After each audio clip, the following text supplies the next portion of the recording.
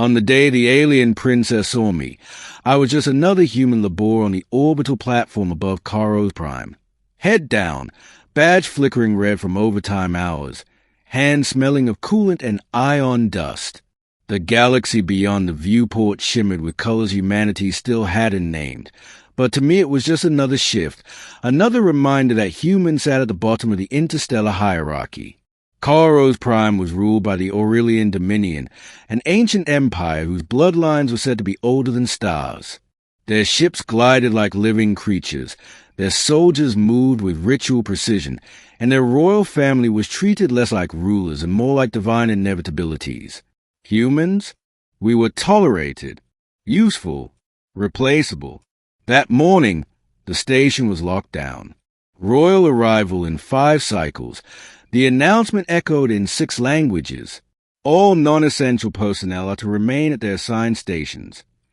That meant I was repairing a power conduit near the ceremonial concourse, far from essential, but no one bothered to move a human once they'd been placed somewhere inconvenient. I worked silently as the air grew heavy with incense-like particles released for royal processions. A low harmonic hum vibrated through the station as an Aurelian flagship docked. Then the doors opened. The Aurelian Royal Guard entered first, tall and radiant in gold and obsidian armor, eyes glowing faintly with bioluminescent light. Behind them walked nobles, advisors, and finally, Princess Saren of House Virelios. I'd seen images of her before. Everyone had. She was a Dominion's brightest jewel, a diplomat, a war symbol, a living embodiment of imperial destiny. Her skin shimmered like polished pearl, her silver eyes sharp with inherited authority. Entire civilizations had surrendered simply because she stood before them. I didn't look up at first. Humans were expected not to, but something changed in the air. The harmonic hum fractured, stuttering like a skipped heartbeat. God stiffened. The princess stopped walking. Silence crashed down over the concourse. Against every survival instinct I had, I glanced up. Princess Saren was staring directly at me. Not past me, not through me, at me. Her face drained of color so fast it was terrifying. The luminous glow beneath her skin dimmed to a sickly gray. Her pupils dilated, her breath hitched, and she staggered backward as if struck. Gasps rippled through the court. One of the guards reached for her. "Your Highness." "Do not touch me," she whispered. Her voice trembled. I straightened instinctively, my heart pounding. Every guard weapon in the room angled subtly in my direction. I could feel their targeting systems brush over my skin. I raised my hand slowly. I'm sorry, Your Highness. I didn't mean to." Her eyes never left mine. "It's him," she said. The words barely carried, but they detonated through the chamber. Advisors rushed forward. "Princess, please. This is a human labor. Likely contaminated radiation." "No," Saren said, louder now. "He is not just human." The guards moved. I was seized, pinned, weapons pressed to my spine. Panic flooded me as I was dragged to the center of the concourse, forced to my knees beneath banners depicting Aurelian conquest. "What is the meaning of this?" demanded High Counselor Threx, his voice cold and edged with contempt. "Explain yourself, Princess." Saren took a shaky step toward me. Her eyes glistened, not with fear, but recognition. "Because," she said slowly, "I have seen him before." Murmurs erupted. "In a vision." Threx scoffed. "Prophetic stress is common among royal A's."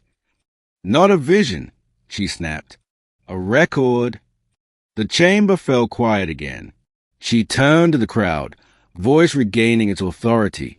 "There exists a sealed archive beneath the imperial throne, older than the Dominion itself, forbidden even to emperors until succession rites are complete." I swallowed hard. "That archive," she continued, "contains the truth of our origin, of the war that shaped the galaxy." Threx's eyes widened in alarm. "Your Highness, This knowledge is not meant to be. He is part of it, she said, pointing at me.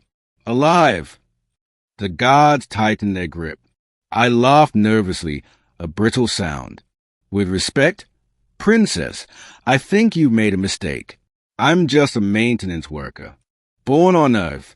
No records. No implants. No. You carry no implants because you are the implant, she whispered.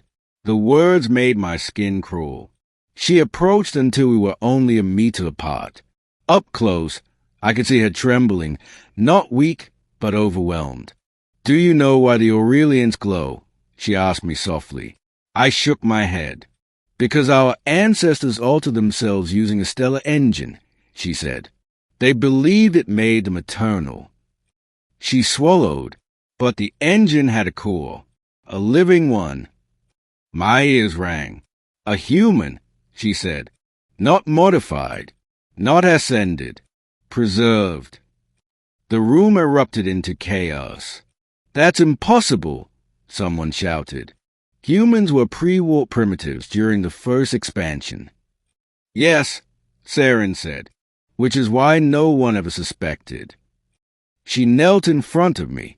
You were called the anchor, she said, a biological constant, the one thing the engine could not overwrite.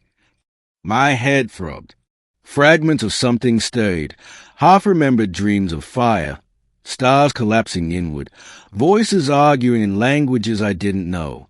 I don't remember any of this, I said hoarsely. Of course you don't, she replied gently. Your memory was locked. To protect you. To protect us. Frex stepped forward, his composure cracking. Princess, this is treason. If what you claim is true, the Dominion's legitimacy is built on a lie, she finished. Yes. She stood and faced the assembly. The Aurelian Empire was not chosen by destiny, she declared. We were stabilized by a human life form we enslaved, erased, and mythologized. Weapons were raised. I felt something inside me shift. A warmth bloomed in my chest, spreading through my veins like sunlight breaking through ice. The air vibrated, not with machinery, but with recognition. Lights dimmed. Console sparked. The station itself seemed to breathe. Saren's eyes widened again, but this time with awe. His waking, she whispered. The guards were thrown back as a pulse of energy radiated from me, not violent, but absolute. Every system synced to my heartbeat. Every Aurelian present dropped to one knee, their bioluminescence flaring uncontrollably. I stood, unsteady but unharmed. Memories flooded in. I remembered the first stars going dark to power an empire. I remembered screaming as time stretched in around me. I remembered choosing to forget, because eternity without rest was torture. I looked at Saren. You shouldn't have brought me here, I said quietly. She bowed her head. The galaxy deserves the truth. Frex screamed for execution. Fleets were summoned. Emergency protocols engaged. But it didn't matter anymore. I raised my hand, and the ancient engine, buried light years away beneath the Imperial throne, answered. Across the galaxy, Aurelian ships powered down. Borders dissolved. Ancient treaties unraveled like old lies. I wasn't a weapon. I was a reset. Days later, I stood on the balcony of the Imperial Spire, watching stars flicker back into natural motion. Saren joined me, no longer glowing. What happens now? She asked. Choice, I said, for the first time in a long time. She smiled sadly. And you? I looked at my hands, human, ordinary, finally mine. I think, I said, I'd like to be unnoticed again. She laughed softly. The galaxy may not allow that. Then, I replied, gazing at the stars, it will have to learn. Because the truth had shaken the galaxy, and it was finally awake.